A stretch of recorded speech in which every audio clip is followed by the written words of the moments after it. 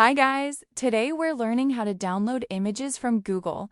First, unlock your phone and go to your home screen. Open the Google app or your preferred web browser. Make sure you have an internet connection so the images can load properly. Once the app is opened, you are ready to search for any image you want. Now tap on the search bar at the top of the screen. Type the name of the image you want to download. For example, if you want a white horse image, type white horse and tap the search button. This will show you different search results. After that, tap the Images tab to view different image results.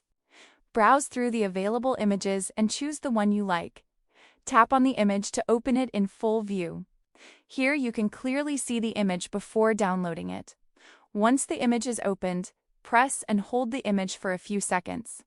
A menu will appear with different options. Tap Save to Photos or Download Image depending on your device. The image will then be saved to your phone gallery. And that's how you can easily download images from Google step by step. If this video helped you, make sure to subscribe and comment below for more simple tutorials.